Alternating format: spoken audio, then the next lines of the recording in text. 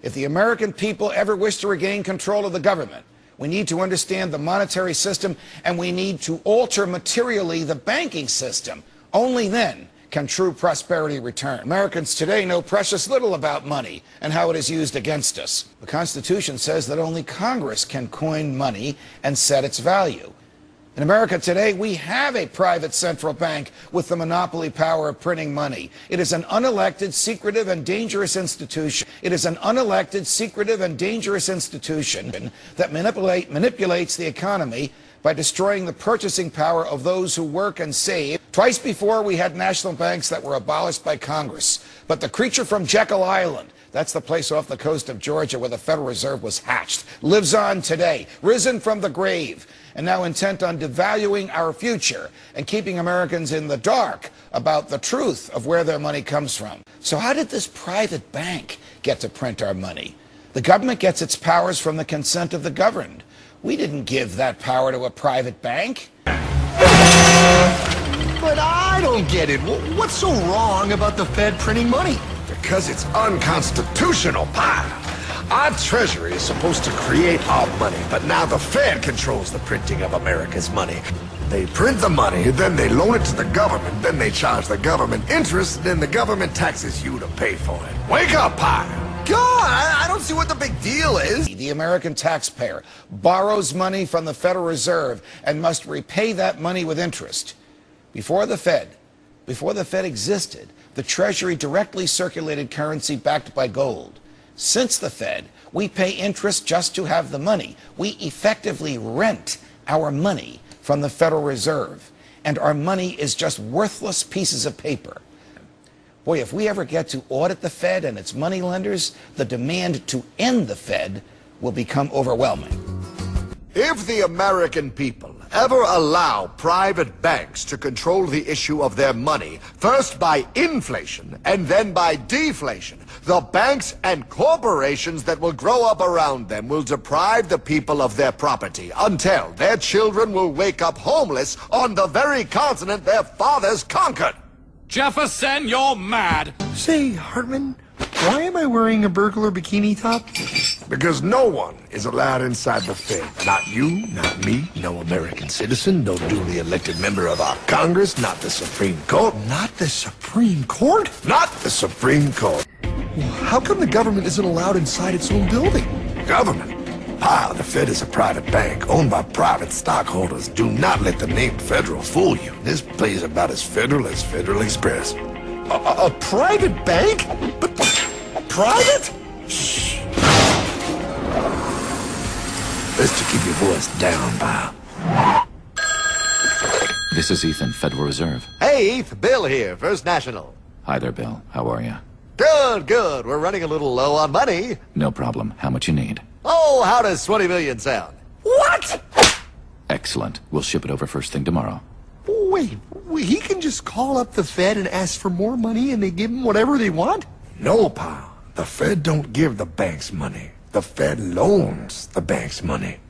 The banks have to pay it back with interest. Now, come on, time to go. Wait. I still don't understand. Where does the Fed get their money? I mean, if they're a private bank. You said they're a private bank, right? Okay, so who puts money into the Fed bank? This is Mel, United States Mint. Hi, ML. First National needs another 20 millis. We're already running the presses full steam here, Ethan. Gotta keep making loans. Gotta keep the money flowing.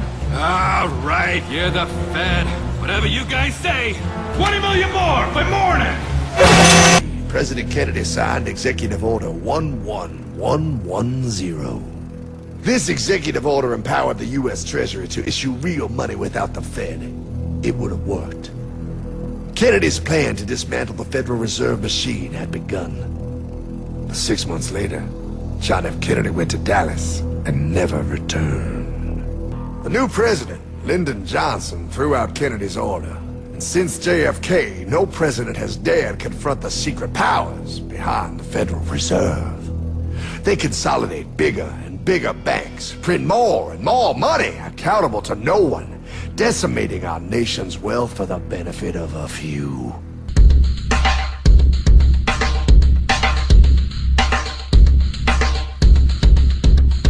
1775.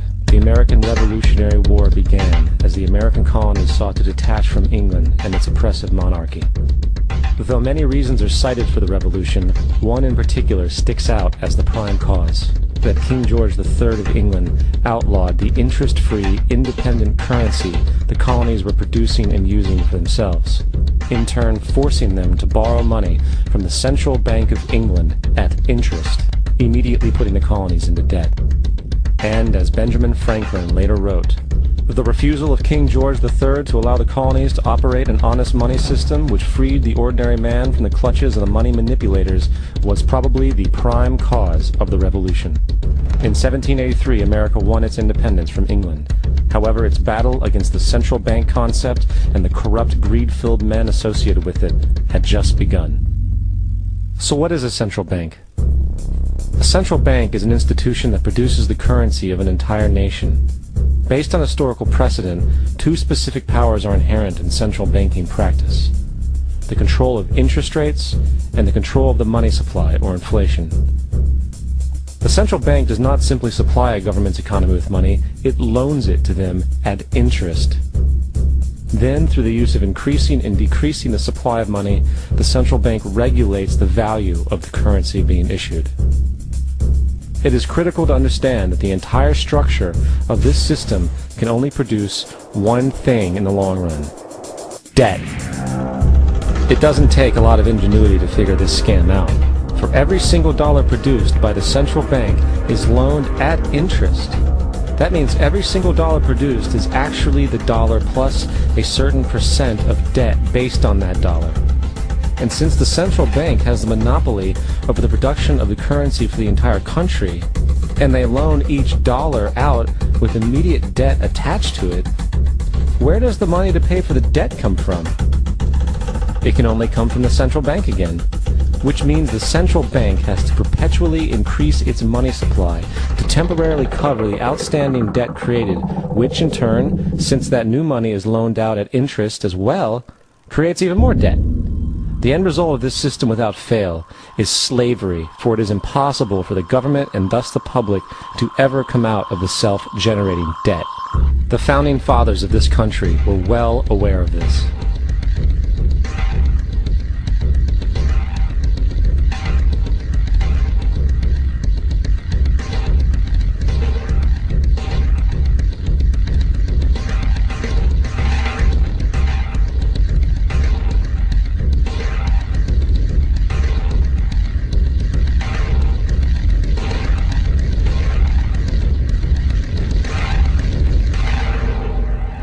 By the early 20th century, the U.S. had already implemented and removed a few central banking systems, which were swindled into place by ruthless banking interests. At this time, the dominant families in the banking and business world were the Rockefellers, the Morgans, the Warburgs, the Rothschilds. And in the early 1900s, they sought to push once again legislation to create another central bank. However, they knew the government and public were very weary of such an institution, so they needed to create an incident to affect public opinion. So, J.P. Morgan, publicly considered a financial luminary at the time, exploited his mass influence by publishing rumors that a prominent bank in New York was insolvent or bankrupt.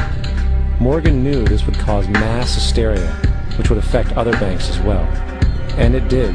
The public, in fear of losing their deposits, immediately began mass withdrawals.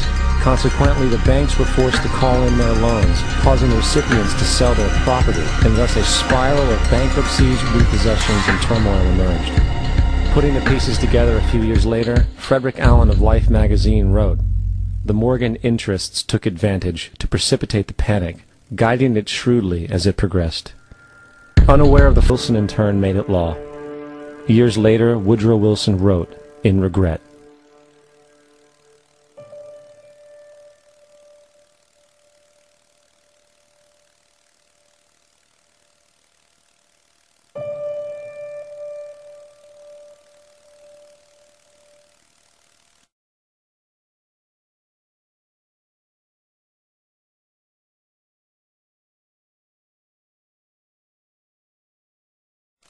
Congressman Louis McFadden also expressed the truth after the passage of the bill. A world banking system was being set up here, a superstate controlled by international bankers, acting together to enslave the world for their own pleasure. The Fed has usurped the government.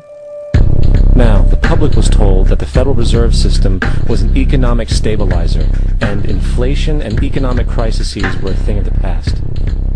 Well, as history has shown, nothing is further from the truth. The fact is, the international bankers now had a streamlined machine to expand their personal ambitions. It's alive! It's alive! It's alive! For example, from 1914 to 1919, the Fed increased the money supply by nearly 100%, resulting in extensive loans to small banks and the public. Then, in 1920, the Fed called in mass percentages of the outstanding money supply, thus resulting in a supporting. Privy to this crime, Congressman Lindbergh stepped up and said in 1921, "Under the Federal Reserve Act, panics are scientifically created. The present panic is the first scientifically created one, worked out as we figure a mathematical equation." However, the panic of 1920 was just a warm-up. From 1921 to 1929, the Fed again increased the money supply, resulting once again in extensive loans to the public and banks. There was also a fairly new type of loan called a margin loan in the stock market. Very simply, the margin loan allowed an investor to put down only 10% of a stock's price, with the other 90% being loaned through the broker. In other words, a person could own $1,000 worth of stock with only $100 down. This method was very popular in the roaring 1920s, as everyone seemed to be making money in the market. However, there was a catch to this loan. It could be called in at any time and had to be paid within 24 hours. This is termed a margin call, and the typical result of a margin call is the selling of the stock purchased with the loan.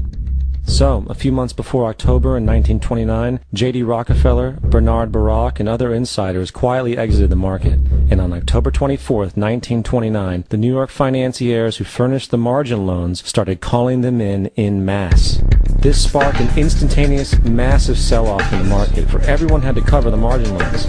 It then triggered mass bank runs for the same reason, in turn collapsing over 16,000 banks, enabling the conspiring international bankers to not only buy up rival banks at a discount, but to also buy up whole corporations at pennies on the dollar. It was the greatest robbery in American history. But that didn't stop there. Rather than expanding the money supply in order to recover from this economic collapse, the Fed actually contracted it, fueling one of the largest depressions in history. Once again outraged, Congressman Louis McFadden, a longtime opponent of the banking cartels, began bringing impeachment proceedings against the Federal Reserve Board, saying of the crash and depression, "It was a carefully contrived occurrence. International bankers sought to bring about a condition of despair so that they might emerge the rulers of us all." Not surprisingly, and after 2 previous assassination attempts, McFadden was poisoned at a banquet before he could push for the impeachment. Now, having reduced the society to squalor, the Federal Reserve bankers decided that the gold standard should be removed. In order to do this, they needed to acquire the remaining gold in the system. So, under the pretense of helping to end the Depression, came the 1933 gold seizure. Under the threat of imprisonment for 10 years, everyone in America was required to turn in all gold bullion to the Treasury, essentially robbing the public of what little wealth they had left.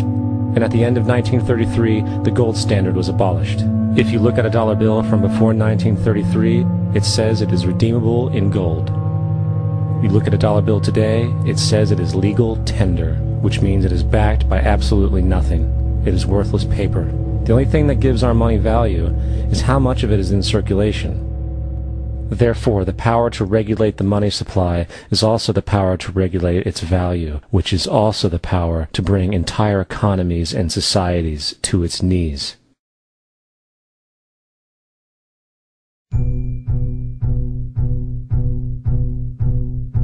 It's important to clearly understand, the Federal Reserve is a private corporation. It is about as Federal Express. It makes its own policies and is under virtually no regulation by the U.S. government. It is a private bank that loans all the currency at interest to the government, completely consistent with the fraudulent central banking model that the country sought to escape from when it declared independence in the American Revolutionary War.